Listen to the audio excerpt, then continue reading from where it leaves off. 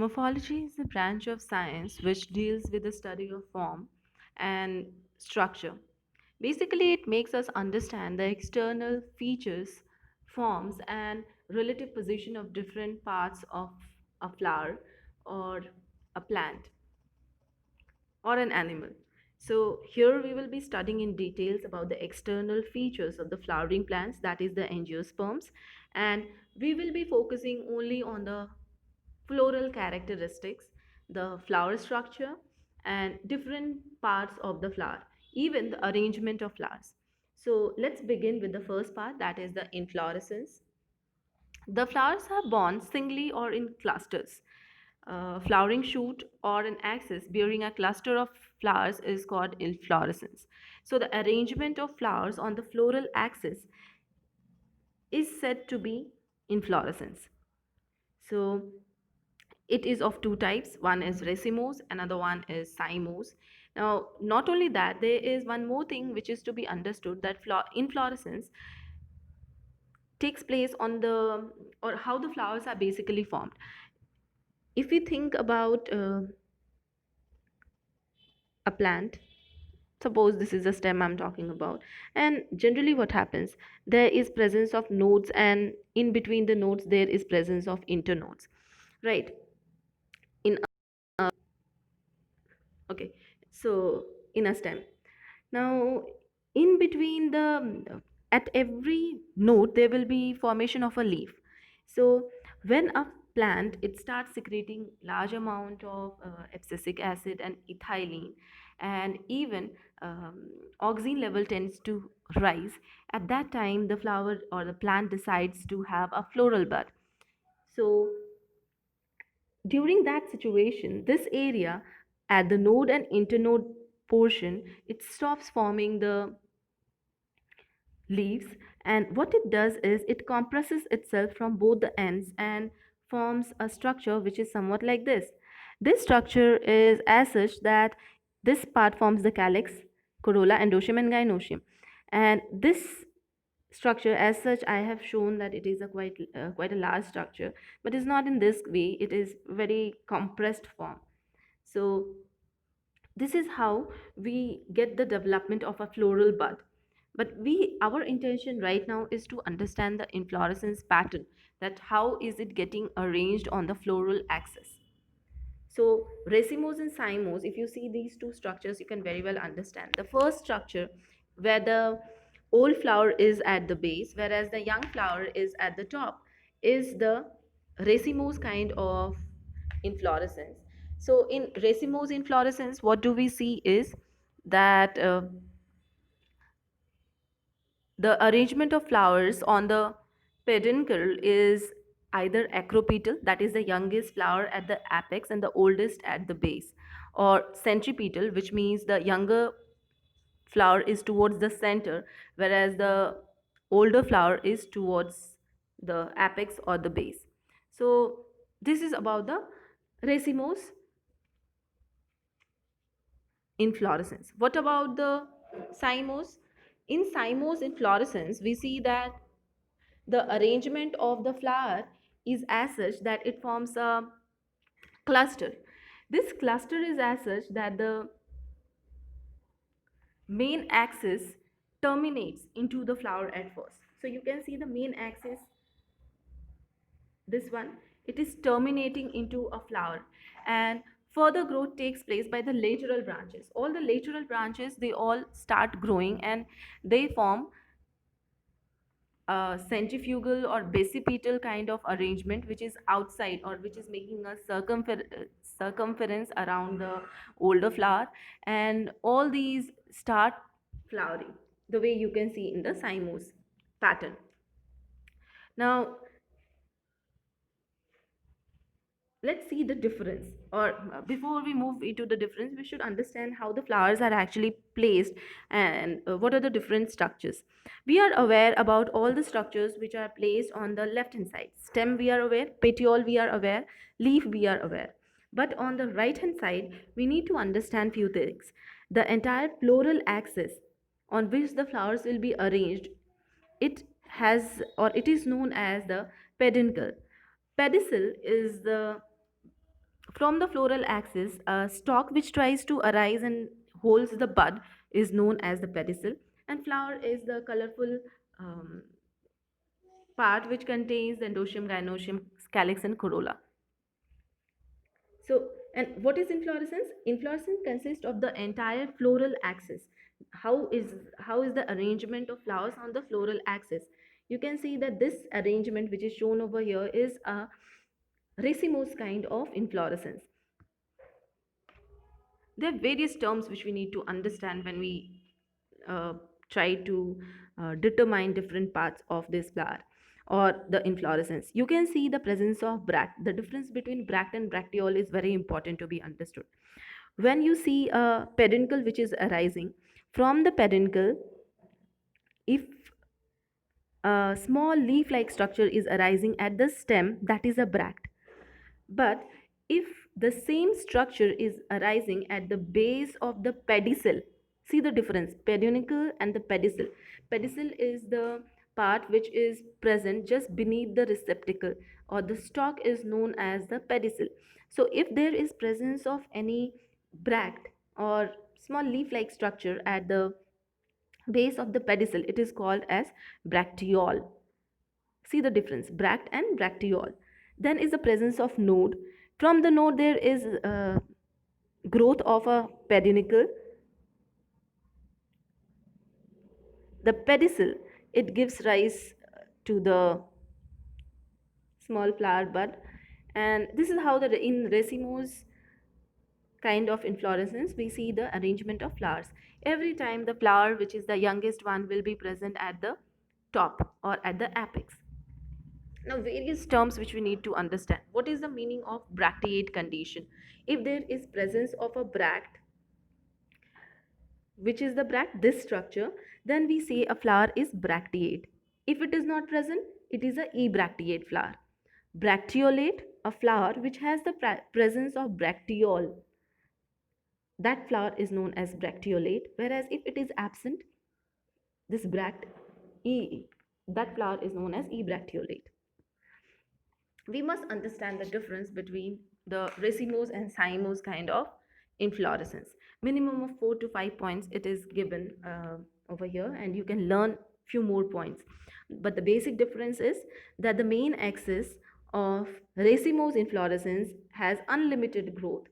You, if you think about the racemose inflorescence, especially the tuberose or Rajnigandha, you will see that the there is unlimited growth which is taking place at the apex, and as the older flowers they are degenerating, it has no effect on the flowers which are young. They are continuously growing. Whereas in cymose, we see that at first the older flower it will flower and it will terminate. Then after all the other flowers which are at the lateral sides, they all grow.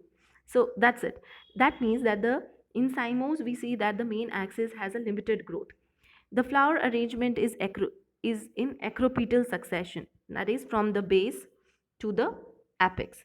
Whereas in the cymose it is basipetal succession. It means the oldest flower is present is the one which flowers at first, whereas all the rest flowers or the lateral buds they all flower later on. Opening of the flowers is centripetal.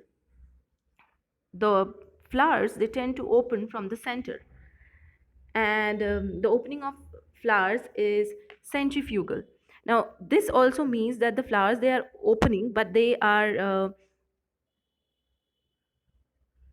present, or how are they arranged, about that we want to say that the outer or the basal flowers are young, whereas the central or the upper flowers are the older ones in case of basipetal or centrifugal kind of inflorescence in cymose. Whereas in the centripetal arrangement we see that the youngest flower is present at the tip or the apex. The the racemose inflorescence has the oldest flower at the base of the inflorescence axis or the floral axis, whereas in cymose the oldest flower is at the top of the inflorescence axis. So this makes it quite evident that the arrangement of the flowers is in such a form that the oldest and the or the clustering of flowers can be seen in cymos, whereas the arrangement of racemose is as such that you will always be able to find the young flowers in it. Let's study about the structure of a flower. Flower has presence of sepals. Sepals are also known as the calyx. They are green in color, and as because they are green in color, you can very well think that what is their function. And they are also the outermost roll. You can see the presence of petal. Petal is colored part of a flower, and this colored part of the flower is as such that petal attracts the pollinators for the process of cross pollination, and that's why it increases the growth or genetic efficiency of the entire plant body. The pedicel is the stalk with the help of which we can hold the flower. Bract is the outer covering which is present at the base of the, or it is close to the stem from where the bifurcation or from where the peduncle is arising. But where will be the presence of, if in the same flower, if I want you to think about the bracteole will be present maybe at this place. This will be the bracteole at the base of the pedicel, or in on the pedicel if there is a leaf like structure present, that is the bracteole. It is different from the epicalyx. You have to understand this as well. The male part of the flower is known as stamen, where which consists of the anther, which has presence of the male gametes, and filament, which is the stalk which attaches to the anther. So that is the constitution of the stamen. What about the pistil? Pistil consists of the stigma, style, and the ovary. And ovary has presence of the female gamete, which results in formation of the main structure of the, or the fruiting body, or the next generation the plant is, or the flower plant is formed with the help of the fertilization which takes place in the ovary. There are various taxonomic terms which we need to discuss and learn now. The first term is the pedicel. You all remember the stalk of the flower is known as the pedicel. A flower which has the presence of this stalk or pedicel is known as a pedicellate flower. Sessile flower, it means it lacks the presence of pedicel.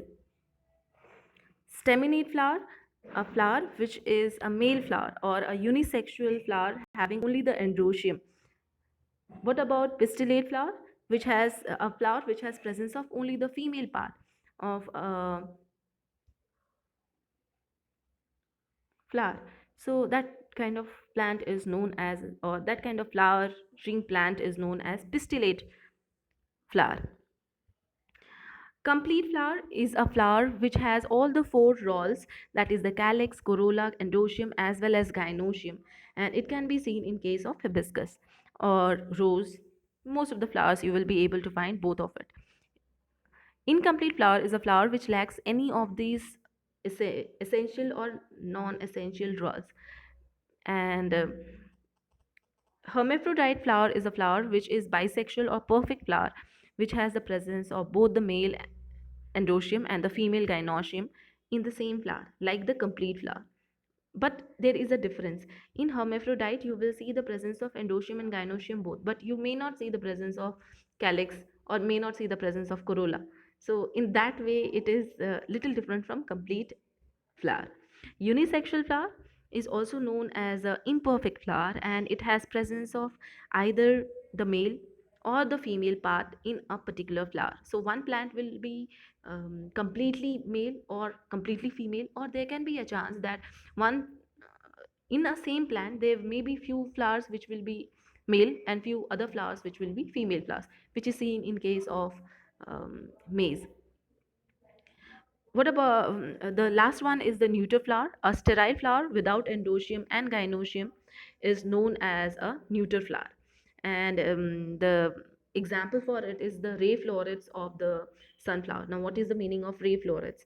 If you have seen the sunflower, in the center, you have seen the spiky brown color structure. This flowers which are or this kind of arrangement is there of the petals of the sunflower. Over here you will see these kind of extensions.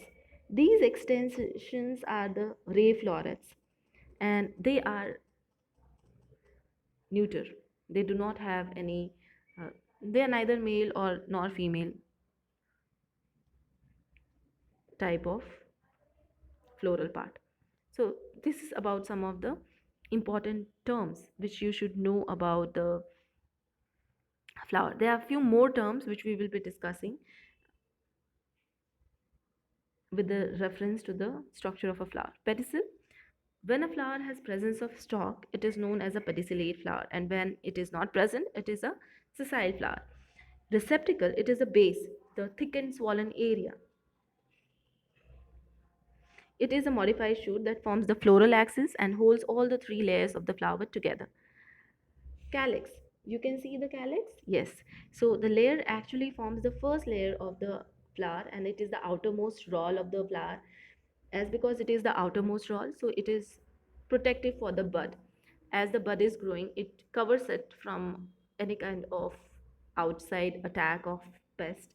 And as because it is green in color, it performs photosynthesis as well. So two functions are performed by the calyx. First thing is the protection of the inside rolls, as well as second is because of the color it beholds, that is the photosynthesis. Sepals are of two types, gamosepalous and polysepalous condition. Gamosepalous, gamo means fused. When the sepals are fused together, we say that the plant is having a gamosepalous calyx. In case of hibiscus, you will see that all the sepals they are fused together, and you will be able to count them. They are five in number and they are fused together. And it can be seen in the dura, hibiscus, and various other flowers. What about polysepalous condition? This condition is seen when the sepals they can be very well separated, like in rows. If you see the sepals, they are free from each other. They are not joined. Had they been attached at this place, the way over here they are attached, then would have said that they are in gamosepalous condition. Here, the condition is polysepalous. All the sepals they are free. It can be seen in rose, tomato, annona, and various other flowers. Persistent kind of sepals are seen in some of the fruits and vegetables like the brinjal and chilies, and in this condition we see that they are continuously present throughout the development of the fruit. If you see the brinjal or chili, you will see that from here you will see the chili is there.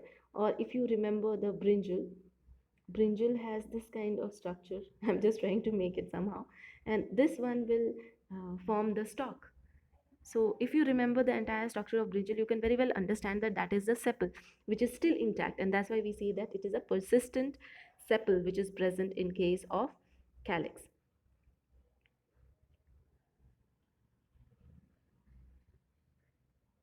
We'll continue our discussion in the next video.